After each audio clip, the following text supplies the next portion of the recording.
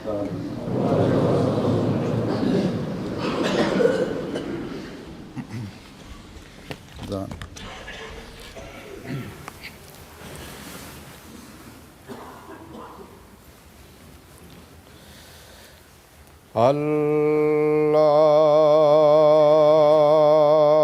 أكبر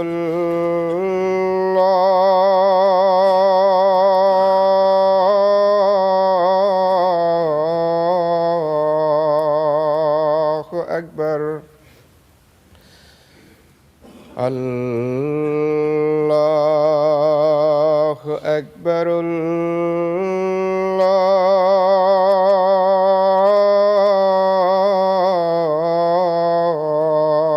الله أكبر أشهد أن لا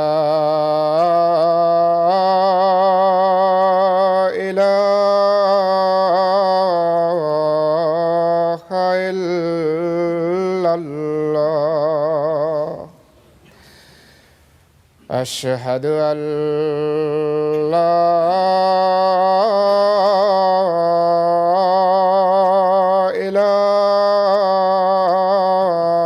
إله إلا الله أشهد أن محمدًا رسول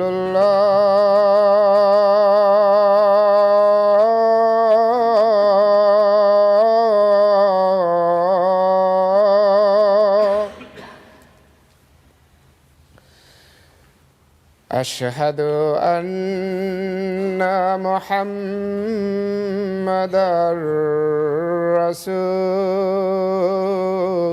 رسول الله حي على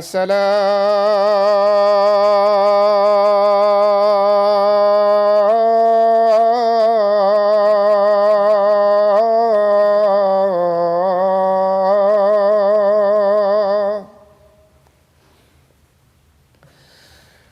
حي على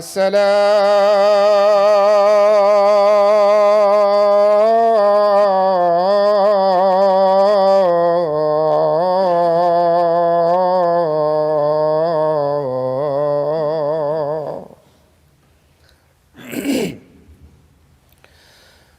حي على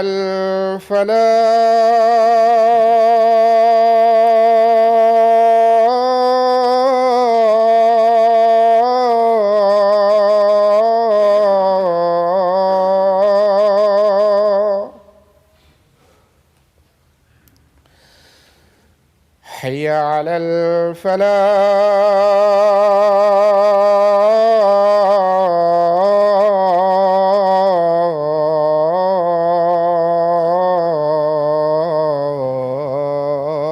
الفلاح الله أكبر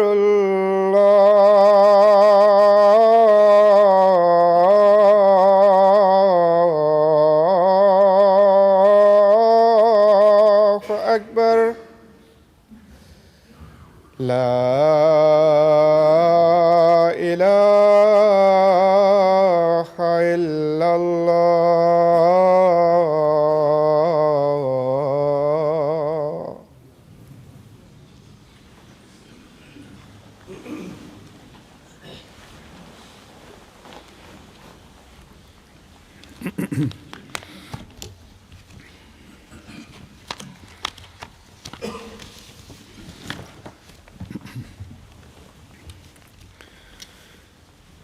أشهد أن السلام عليكم ورحمة الله أشهد أن لا إله إلا الله وحده لا شريك له وأشهد أن محمدًا عبده ورسوله أما بعد فأعوذ بالله من الشيطان الرجيم بسم الله الرحمن الرحيم الحمد لله رب العالمين الرحمن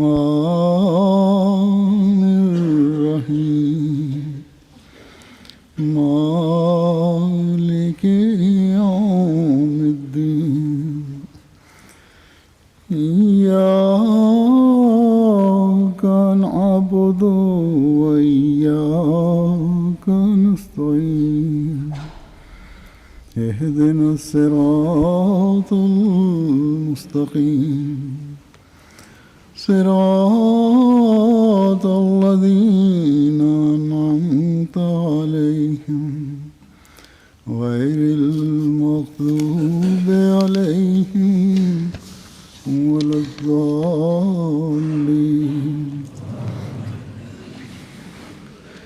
إذ قال ربك للملائكة إني خالق بشرا من طين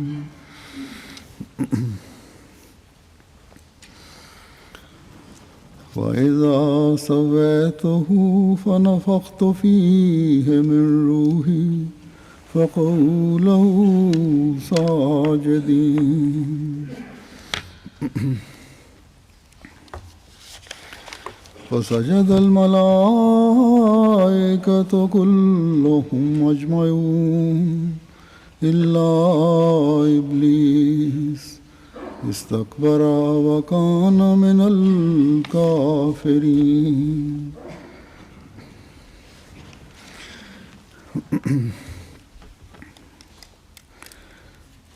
जब तेरे रब ने আর প্রভু প্রতিপালক ফেরেশতাদেরকে বললেন, নিশ্চয়ই আমি মাটি দ্বারা মানুষ সৃষ্টি করতে যাচ্ছি। যখন আমি তাকে পুরোপুরি সৃষ্টি করি এবং আমার মুখ দ্বারা তার মধ্যে আত্মার ফুৎকার করি, তখন তার কাছে সিজদা অবনত হও, সিজদা করতে হয়ে তার কাছে অবনত হও। তখন সকল ফেরেশতারা সিজদা করলো, কিন্তু ইবলিস করেনি। সে অহংকার করলো এবং সে কাফেরদের অন্তর্ভুক্ত হয়ে গেল, অস্বীকারীদের অন্তর্ভুক্ত হয়ে গেল।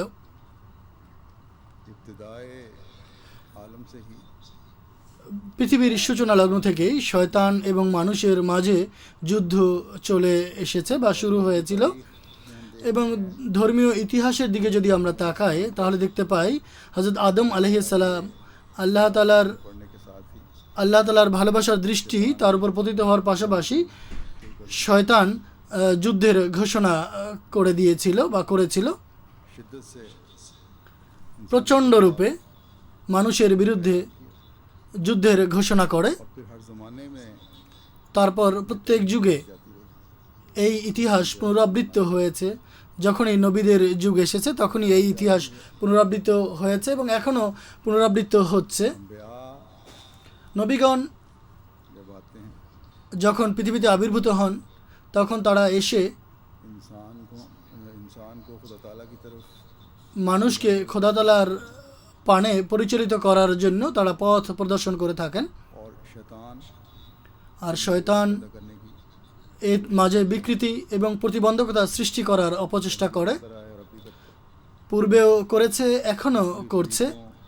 বিভিন্ন রীতি এবং পদ্ধতি, বিভিন্ন অজুহাত, লোভ লালসা এবং ভয় ভীতির মাধ্যমে পথভ্রষ্টতার পথে পরিচালিত করার চেষ্টা করে। পবিত্র কোরআনে অগণিত স্থানে এই বিষয়ের উল্লেখ রয়েছে। মানুষ এবং আদমের সৃষ্টির সাথে সাথে শয়তান তার যে ষড়যন্ত্র তা করতে আরম্ভ করে। পবিত্র কোরআনে সূরা ফাতিহা থেকে আরম্ভ করে সূরা নাস পর্যন্ত শয়তানের উল্লেখ করে আল্লাহ তাআলা তার আক্রমণ থেকে সাবধান থাকার জন্য বলেছেন।